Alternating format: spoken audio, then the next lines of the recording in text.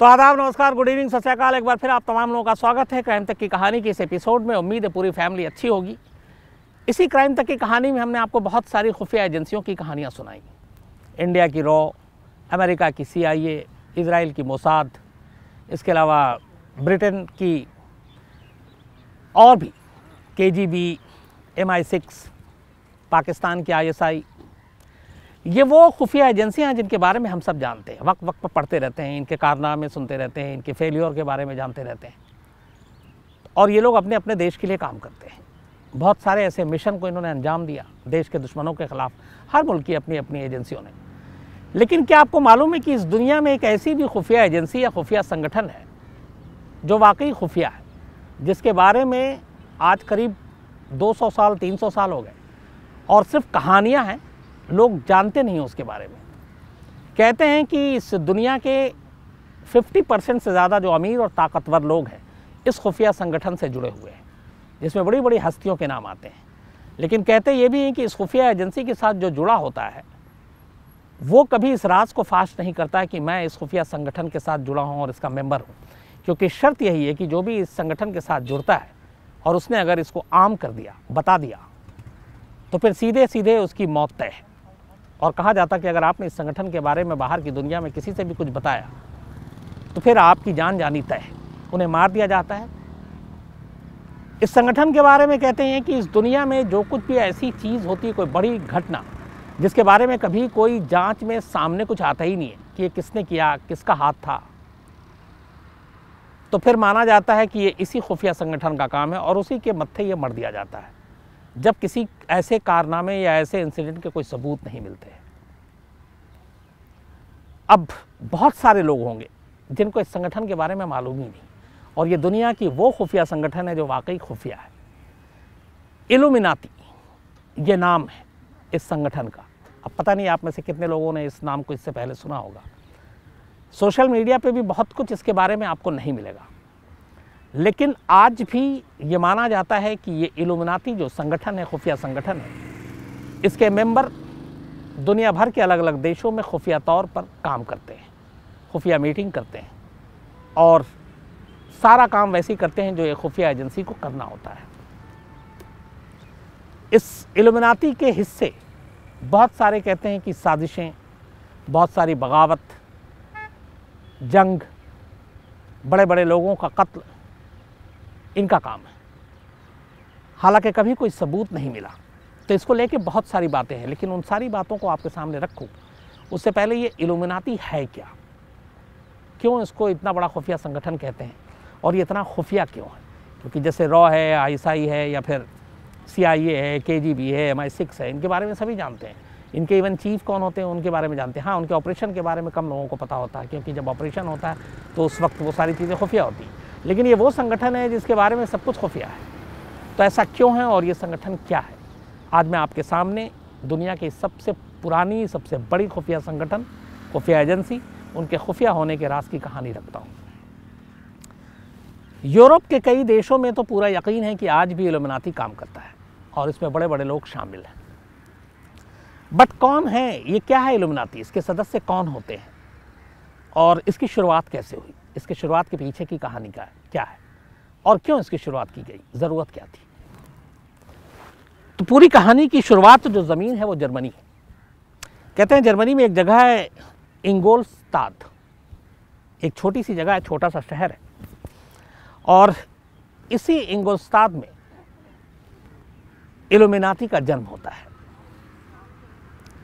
इस इंगोलस्ताद में एक बावरिया सूबा है, राज्य है, और उसी शहर में पहली बार इल्यूमिनाती का नाम सुना गया। और ये बात करीब अभी की नहीं है, यह है 1776 की, 1776 की। इस जगह पे एक यूनिवर्सिटी के प्रोफेसर थे, प्रोफेसर जिनका नाम था प्रोफेसर वीशॉप्ट। कहते हैं इल्यूमिनाती का गठन, इल्यूमिनाती की बुनियाद, इल्यूमिनाती का जन्म और इसके पीछे की सोच, ये सब इन्हीं प्रोफेसर वीशॉप्ट के जहन की उपज थी।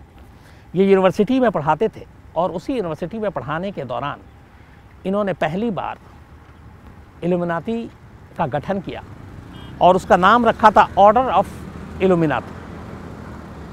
इस यूनिवर्सिटी के 5 स्टूडेंट्स को अपने साथ मिलाकर उन्होंने इस इल्यूमिनाटी का गठन किया, सिर्फ 5 स्टूडेंट के साथ।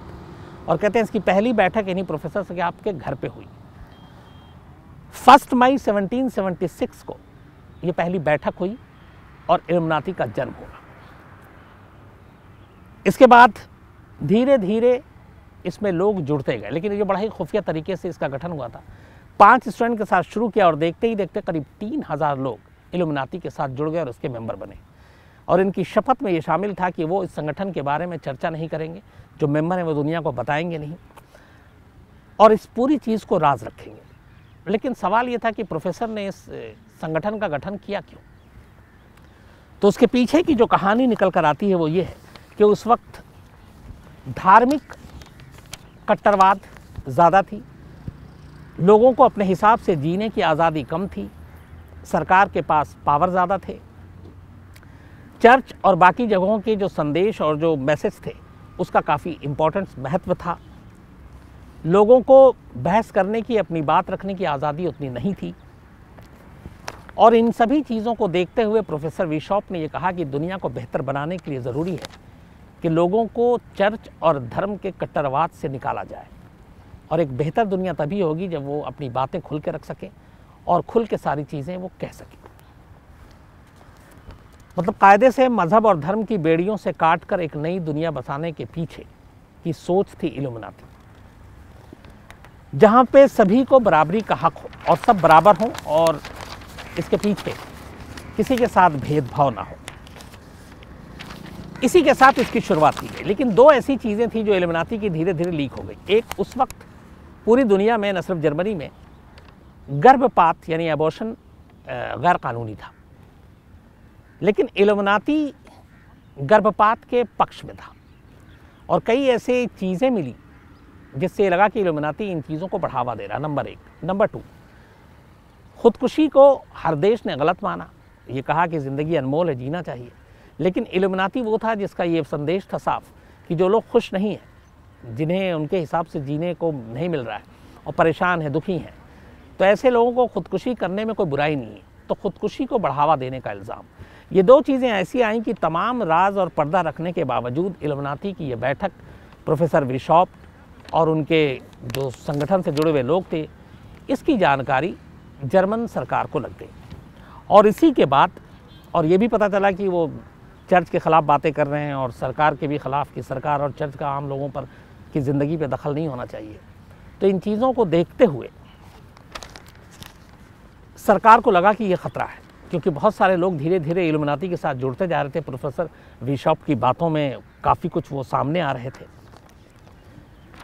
करीब 3000 जब मेंबर हो गए थे और उसके बाद ये सारी चीज़ें सामने आई तो सरकार के कान खड़े हुए। और इसके बाद सरकार ने फिर उस वक्त प्रोफेसर साहब को यूनिवर्सिटी की नौकरी से निकाल दिया और उन्हें शहर बदर कर दिया। उन्हें कहा कि आप अब इंगुस्ताद में नहीं रहेंगे। तो प्रोफेसर बिशॉप को इंगुस्ताद से बाहर कर दिया गया, वो बाहर चले गए। और बाहर जाने के बाद कुछ दिन उन्होंने शांति से बिताए, लेकिन फिर वापस एक्टिव हो गए। और उसके बाद फिर उन्होंने इसके लिए काम करना शुरू कर दिया, लोगों को इकट्ठा करना शुरू कर दिया। जब दोबारा फिर जानकारी मिली तब पुलिस फिर घुसपैठ करती है। और इसके बाद इस बार घुसपैठ सिर्फ नहीं करती है, बल्कि इल्यूमिनाटी पर पाबंदी लगा दी जाती है। और सरकार की तरफ से कहा जाता है कि जो भी शख्स इस संगठन का मेंबर बनेगा उसे मौत की सज़ा दी जाएगी। मतलब आप अंदाज़ा लगाइए कि कितनी बड़ी सरकार के लिए ये संगठन एक तरह से कितना सरदर्द हो गया था कि जो इसका मेंबरशिप लेगा, जो इसका सदस्य बनेगा, उसे मौत की सज़ा दी जाएगी। और इसके बाद फिर बिशॉप को तड़ी पार करके करीब इंगुस्ताद से 300 किलोमीटर दूर एक और शहर है गोथा, वहाँ भेज दिया गया कि आप वहाँ जाइए।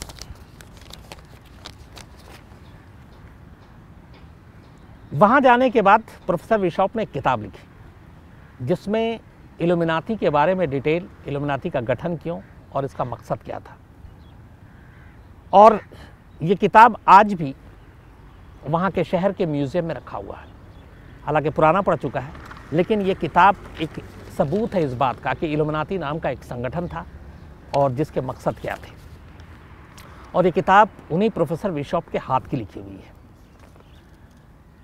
और ये म्यूज़ियम में है और इसके बारे में लोग काफ़ी कुछ उन्होंने पढ़ा और उसके बाद में समझ में आया सारी चीज़ें। इल्यूमिनाती के लिए 2-3 चीज़ें बड़ी हैं। धीरे धीरे इसके बाद प्रोफेसर बिशॉप अपनी जो रोज़मर्रा की ज़िंदगी थी उन्होंने थोड़ा सा वो खामोशी अख्तियार कर ली और अब सब कुछ गुपचुप तरीके से कर रहे थे। लेकिन कहते हैं कि इल्यूमिनाती के सदस्यों की तादाद, मेंबर्स की तादाद लगातार बढ़ती जा रही थी। जर्मनी से निकलकर पहले यूरोप के दूसरे देशों में और फिर ये अमेरिका होते हुए ब्रिटेन और बाकी जगहों तक इल्यूमिनाती के मेंबर्स फैलते गए। 2 ऐसी चीज़ें हैं जिसने इल्यूमिनाती को सुर्खियों पे रखा था, बल्कि 2 क्या 2-3। एक कहते हैं कि जो जर्मनी में एक तो ये था कि 18वीं सदी में जो फ्रांस में क्रांति हुई थी उस क्रांति के पीछे इल्यूमिनाती का हाथ था और ये सारी प्लानिंग इल्यूमिनाती ने की थी, जो 18वीं सदी में फ्रांस की क्रांति हुई थी। हालांकि इसको लेके पुख्ता सबूत कोई सामने लेकर नहीं आया, लेकिन यही कहते हैं कि इस क्रांति के पीछे जो सारी चीज़ें रची गई वो इल्यूमिनाती की देन थी, पहली चीज़। दूसरी जो सबसे बड़ी चीज़ इल्यूमिनाती के ऊपर जो इल्ज़ाम लगा है वो है अमेरिकी प्रेसिडेंट जॉन एफ कैनेडी के कत्ल की। जॉन एफ कैनेडी का कत्ल 22 नवंबर 1963 को 22 नवंबर 1963 को हुआ था और ये कैनेडी का कत्ल आज भी एक रहस्य का राज है। और इल्यूमिनाती के नाम पे एक चीज़ है कि जब दुनिया में बहुत सारी चीज़ें का कोई सॉल्यूशन नहीं मिलता या कोई राज नहीं खुलता है तो यह है कि इल्यूमिनाती का हाथ होगा। तो जॉन एफ कैनेडी के कत्ल के पीछे भी इल्यूमिनाती का हाथ साबित किया गया और इसको लेके बीच बीच में कई खुलासे किए गए। लेकिन सबसे ज़्यादा कि इसमें क्यों ऐसा था उसकी वजह ये थी कि जब कैनेडी का कत्ल हुआ तब उनके पास एक महिला को देखा गया था। उस महिला को इससे पहले कभी किसी ने नहीं देखा था और वो कैनेडी के करीब थी। उनके पास एक कैमरा सा दिखने वाला पिस्टल था और कहते हैं उसी से गोली चली। इससे रहस्यमय महिला का नाम बाद में दिया गया द बबूश्का लेडी। तो जॉन एफ कैनेडी के कत्ल से आयन पहले एक महिला जो रहस्यमय तरीके से अचानक उसी दिन आई, उसके बाद गायब हो गई। हाथ में एक कैमरा, कैमरे के साथ पिस्टल और उसने गोली चलाई और कत्ल के बाद वो फिर गायब हो गई।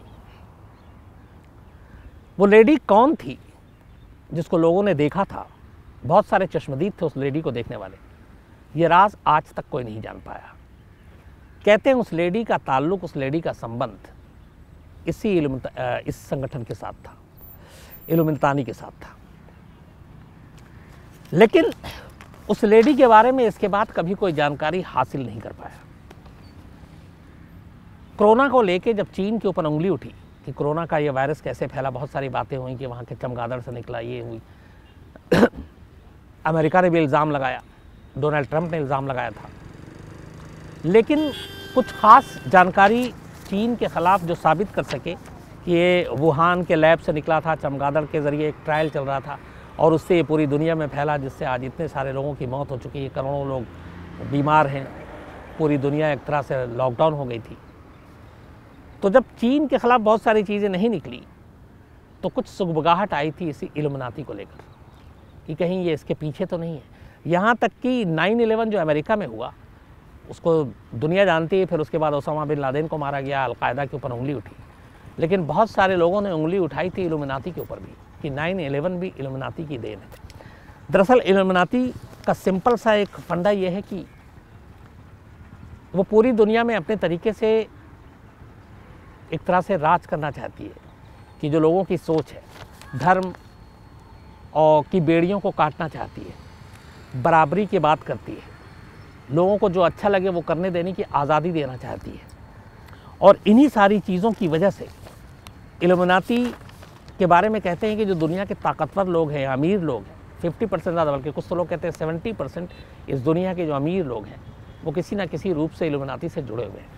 नाम माइकल जैक्सन का भी आता है और इनका एक ख़ास शेप है जो ट्रायंगल बनता है।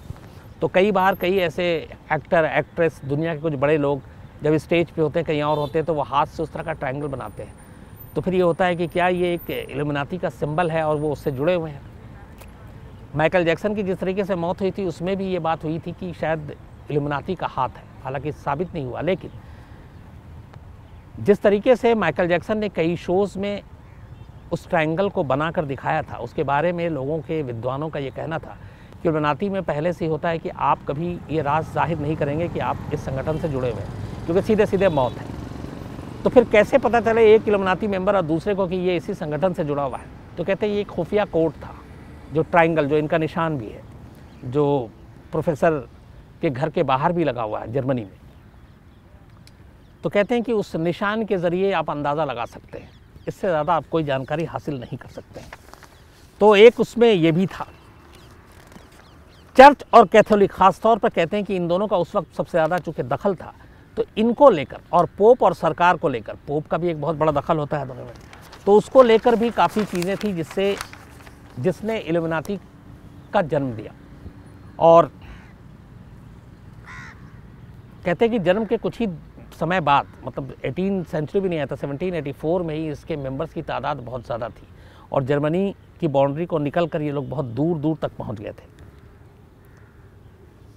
तो एक फ्रांस की क्रांति, अमेरिकी प्रेसिडेंट की मौत और दुनिया के कई बड़ी हस्तियों की मौत, उसको इल्यूमिनाटी के साथ जोड़कर देखा जाता है। अब इस बारे में दो बातें हैं। एक, आज भी जो यूरोप और बाकी के लोग, इस पर फिल्म भी बन चुकी है बॉलीवुड में इल्यूमिनाटी को लेकर, उनका कहना है कि इल्यूमिनाटी का जो गठन हुआ था वो बड़ा नेक मकसद था, लोगों को बराबरी देना और आज़ादी के साथ जीने का, और इसको बदनाम किया गया वक्त वक्त पर। लेकिन करीब 200 साल, 250 साल से ज़्यादा हो गए। इसका मुखिया कौन होता है, इसकी बैठक कहाँ होती है, क्यों ये, अगर जॉन एफ कैनेडी का कत्ल हुआ, या फिर 9/11 की हम बात कर रहे हैं, या फिर फ्रांस की क्रांति की बात करते हैं, या फिर इवन जो वुहान के लैब वाली बात आती है, तो क्यों इल्यूमिनाटी का नाम लिया जाता है? सिर्फ एक ढिंडोरा पीटने के लिए, या फिर और ये कि कहीं और कोई प्रूफ नहीं मिल रहा है, तो जहाँ पे कोई सबूत ना मिले उसका ठीकरा इल्यूमिनाटी पे फोड़ दो, ऐसा है? तो इस पर बहुत सारे जो एक्सपर्ट्स हैं उनका कहना है कि दो हिस्सों में बटे हुए। एक का कहना है कि मकसद बड़ा साफ था, दूसरे का कहना है कि ये बहुत ही ख़तरनाक खुफिया संगठन है, और इस संगठन की खासियत ही यही है कि इसके साथ जो भी जुड़ेगा वो हमेशा खुफिया रहेगा, कभी सामने नहीं आएगा। इसके जो काम करने वाले लोग हैं और अलग अलग देश में रहकर काम करेंगे, और जब भी ज़रूरत होगी ये एक साथ किसी एक मिशन पर निकल पड़ेंगे और उसी हिसाब से उन चीज़ों को अंजाम देंगे। तो आज भी, मतलब इसके गठन के बाद से 1776 और हमें 2020 में, तो करीब मान लीजिए 25 साल उधर, 200 और 20, 245, करीब 250 साल होने वाले हैं। 250 साल में इस इल्यूमिनाटी संगठन के बारे में बहुत ज़्यादा जानकारी दुनिया में किसी के पास नहीं है। इसीलिए बहुत सारे एक्सपर्ट्स कहते हैं कि अगर वाकई ये सारी चीज़ों के पीछे है और ये सच है, तो शायद फिर चाहे वो CIA हो, चाहे वो मोसाद हो, चाहे KGB हो, MI6 हो, रॉ हो, ये सब इल्यूमिनाटी के आगे कुछ नहीं है। वजह ये है कि 250 साल में उन्होंने जो पर्दादारी की, जिस तरीके से अपने संगठन को इतना खुफिया रखा, फिर उसका मुकाबला कोई और दुनिया की दूसरी खुफिया एजेंसी नहीं कर सकती है। अब सच क्या है, झूठ क्या है, ये नहीं मालूम, लेकिन यह है कि इल्यूमिनाटी एक संगठन, एक खुफिया संगठन, ये एग्जिस्ट करता है, इसके बारे में कोई दो राय नहीं है। लेकिन फ़िलहाल इसका हेडक्वार्टर कहाँ है, इसके मेंबर्स कौन कौन है, इसका सर्वा कौन है, ये सारी चीज़ें राज और रहस्य हैं। मैंने बहुत सोशल मीडिया पे भी खंगालने की कोशिश की अलग अलग जगहों से, कुछ ख़ास तौर पे जर्मनी के कुछ अपने संपर्क से भी बात करने की कोशिश की। जिस इंगुलस्तात में ये प्रोफेसर और इन्होंने ये इसका गठन किया था, अब हालत ये है कि वहाँ पे 250 साल बीतने के बाद इस इल्यूमिनाटी के लोग, वहाँ के लोग भी कम जानते हैं। तो ये एक बड़ी हैरत की बात है, इसलिए कि जहाँ से ये शुरू हुआ वहाँ के लोगों को भी इसकी जानकारी नहीं है। और यही शायद इस संगठन की कामयाबी है कि उसने अपने आप को जिस तरीके से खुफिया रखने की कोशिश की या खुफिया रखा, वो रख पाया। और इसीलिए आज दुनिया भर में सिर्फ बातें होती हैं, इनको लेकर कोई सबूत, इनको लेकर कोई और दूसरा ऐसी चीज़ नहीं है जिससे इनके बारे में और ज़्यादा कुछ बता सकें। तो बहुत सारे आप में से लोगों ने ही इस इल्यूमिनाटी के बारे में सिफारिश की थी कि ये कहानी सुनाए, तो जितनी जानकारी इकट्ठी कर पाया वो आपके सामने रखा। और ये वाकई अपने आप में लेकिन रोचक भी है और चौंकाने वाला है कि कोई खुफिया संगठन ऐसा है जो वाकई खुफिया है और जिसके बारे में जितना मतलब जानकारी होनी चाहिए वो है ही नहीं। तो सबसे बड़ी कामयाबी किसी भी खुफिया संगठन या खुफिया मिशन की यही होती है कि वो खुफिया ही रहे। अगर वो आम हो गई तो फिर खुफिया कहने का मतलब नहीं बनता है। तो ये थी कहानी दुनिया की सबसे पुरानी और सबसे खुफिया संगठन, खुफिया एजेंसी की। उम्मीद है आपको ये कहानी अच्छी लगी होगी। आपसे फिर मुलाकात होगी किसी नई कहानी के साथ। तब तक अपना ख्याल रखिए। Thank you very much.